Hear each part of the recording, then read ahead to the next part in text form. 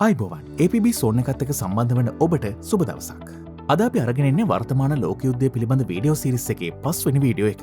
ලෝක යුද්ධය ගැන ඔබ නොදන්න දේ දැනගන්න වීඩියෝව අවසන් වනතුරු රැඳී සිටින්න කියලා ආරාධනා කරනවා. වර්තමාන ගෝලීය දේශපාලන අර්බුදය තුළ යුද්ධයකට වඩා ඒ නැතිවන ආර්ථික බිඳවැටීම ගැන බොහෝ දෙනෙක් බිය වෙනවා. නමුත් මැද පෙරදිග කලාපයේ හමුදා බලවේග මතුවෙන්න කලින් ලෝක ආර්ථිකය සුරක්ෂිත කරන්නත් එක්සත් අරාබි එමිරාජ්‍යගත් පියවර ගැන ඔබ දන්නවද? අද අපි කතා කරන්නේ ලෝකයේ ස්ථාවරත්වය වෙනුවෙන් එක්සත් අරාබි එමිරාජ්‍යයේ නායකත්වය ඉටු කරන අද්විතීය මෙහෙවර ගැනයි.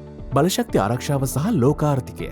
බලශක්තිය ලෝක ආර්ථිකයේ ජීව රුධිරයේ විදිහට හඳුන්වන්න පුළුවන්. යුද්ධය ආරම්භ වෙන්න කලින් පවා එක්සත් අරාබි එමිරාජ්‍යයේ නායකත්වයේ විසින් ලෝක වෙළඳපොලේ තෙල් මිල පාලනය කරද්දි වගේම අඛණ්ඩ සැපයුම පවත්වාගෙන යද්දී ප්‍රධාන කාර්යභාරයක් ඉටු කළා. OPEC+ ගිවිසුම් මිල උච්චාවචනයන් වැළැක්වීම සඳහා ඔවුන් අනෙකුත් රටවල් සමග එක්ව කටයුතු කරනවා. පුනර්ජනනීය බලශක්තිය යුද්ධයකදී තෙල් සැපයුම කඩාකප්පල් විය හැකි බව දැනගෙන ඔවුන් වසර ගණනාවක් සූර්ය බලශක්තිය සහ න්‍යෂ්ටික බලශක්තිය සඳහා ආයෝජනය කරලා තියෙනවා. මේක මුළු කලාපයේම බලශක්ති ස්ථාවරත්වය සඳහා විශාල ශක්තියක්.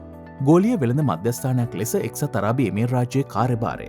ලෝකයේ සැපයුම් දාමයන් යුද්ධය හේතුවෙන් අඩාල වෙද්දී එම ගැටලුවට විසඳුම් සපයන ප්‍රධාන මධ්‍යස්ථානයක් බවට එක්සත් අරාබි එමිරාජ්‍යය පත් වෙනවා. DP World සහ ගෝලීය වරාය ජාලය. ලෝකේ ප්‍රධාන පෙළේ වරායන් කළමනාකරණය කරමින් අත්‍යවශ්‍ය ආහාර සහ ඖෂධ සුමටව ප්‍රවාහනය කිරීම සහතික කිරීම සඳහා ඔවුන් තාක්ෂණය සහ යටිතල පහසුකම් සංවර්ධනය කර තිබෙනවා. ආයෝජන ආරක්ෂාව. ලෝකයේ ප්‍රධාන ව්‍යාපාරිකයන් යුරෝපයෙන් හෝ වෙනත් කලාපවලින් තම ආයෝජන එක්සත් අරාබි එමිරාජ්‍යයට ගෙන යන්නේ මෙහි ඇති ආර්ථික ආරක්ෂාව නිසයි. මේ මුළු ලෝකයේම මූල්‍ය ස්ථාවරත්වයට බලපානවා.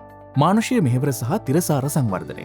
කුසගින්නක් නොමැති තැන සාමය පවතිනවා කියලා එක්සත් අරාබි එමිරාජ්‍යයේ නායකත්වයේ විශ්වාස කරනවා. එනිසා යුද්ධය පටන් ගන්න කලින් ඔවුන් ලෝකයේ දුප්පත් රටවල ආහාර සුරක්ෂිතතාව වෙනුවෙන් පෙනී සිටියා. බිලියන එකක ආහාර වේල් වැඩසටහන. ලෝකයේ කුසගින්න තුරන් කිරීම සඳහා ඔවුන් දියත් කළ මහා පරිමාණ වැඩසටහන හරහා බොහෝ රටවල ජනතාව සහන ලබා දීමත් සිදු වෙනවා. COP28 සහ පාරිසරික යුක්තිය.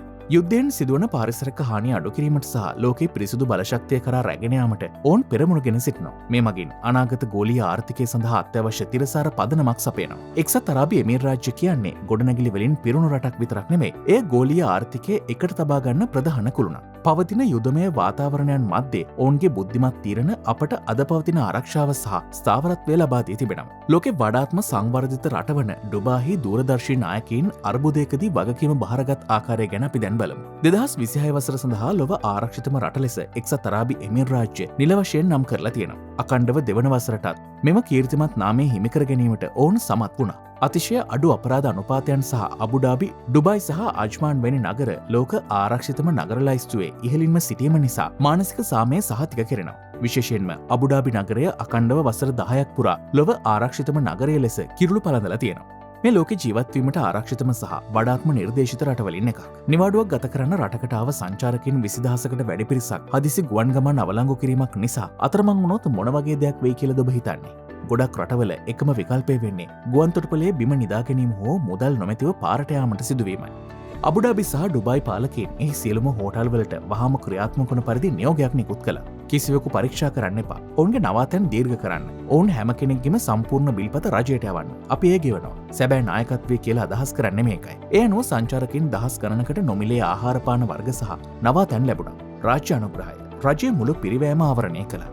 මහජන සහයෝගය. පෞද්ගලික ආයතන පවා ඔවුන්ගේ මහල් නිවාස 250කට වඩා සංචාරකයන්ට නොමිලේම විවෘත කළා. කිසිම කෙනෙක්ගෙන් සතයක්වත් ගන්නේ නැතිව මිනිසුන් වේදිවලට විසි නොකර තම රටට ආව තමන්ගේ අමුත්තන්ව ආරක්ෂිතව ආපසු නිවසට පැමිණෙන තෙක්ම රැක බලාගත්තා. වගකීම බාරගන්න සහ අර්බුදකාරී කාලවලදී ඔබ ගැන සහ ඔබේ ආරක්ෂාව ගැන සැලකිලිමත් වෙන්න යනුවෙන් පවසා අතසෝදා නොගන්නා රටවල් ගැන අසන්නට ලැබීමද ඇත්තටම සතුටක්. වීඩියෝවේ අවසානයේ තෙක් රැඳී සිටි ඔබට ස්තුතියි. ඔබේ අදහස් පහලින් කමෙන්ට් කරන්නත් තවත් කෙනෙකුට බලන්න වීඩියෝව ෂෙයා කරන්නත් අමතක කරන්න එපා.